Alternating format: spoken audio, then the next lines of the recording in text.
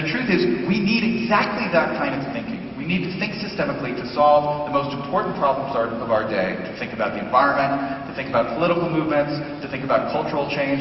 All of those things require systemic thinking.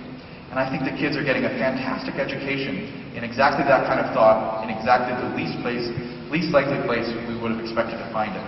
And so the message is, I think, to quote The Who, the kids are all right. Thank you very much.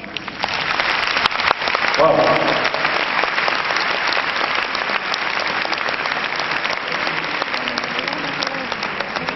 one question, because here we have one of our sponsors, TV Azteca, and they run a show that I like very much, but I would like to know your interpretation, which is The Simpsons.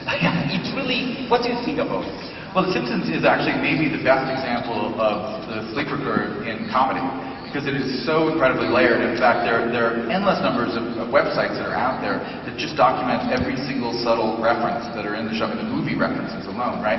Now think about that. You would never do that in 1955 or 1965, because you would never assume that you would have an audience out there that would catch all the references and then go back to the web and put them online and kind of create these encyclopedias about these shows. So by being so complex, it encourages people to engage and to share. Great, thank you.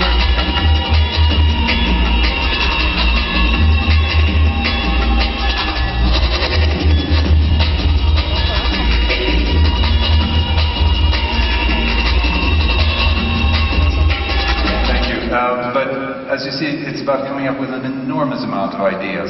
So, where does creativity come from?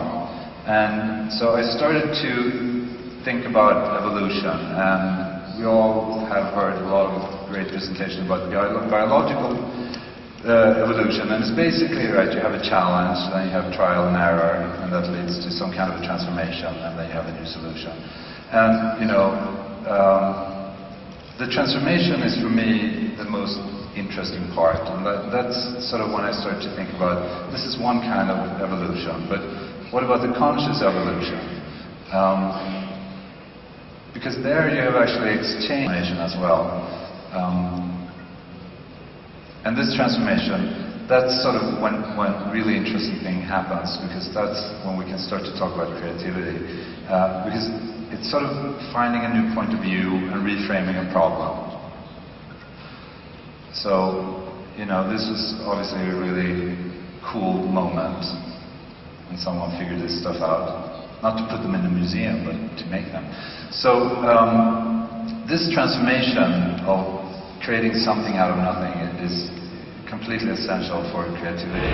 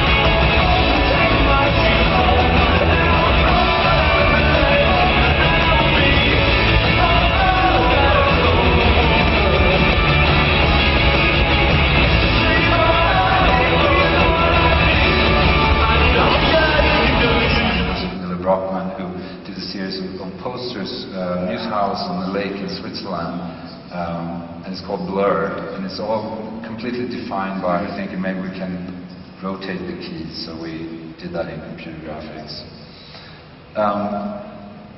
So it's all about trying to see things differently, and my friend Christoph Niemann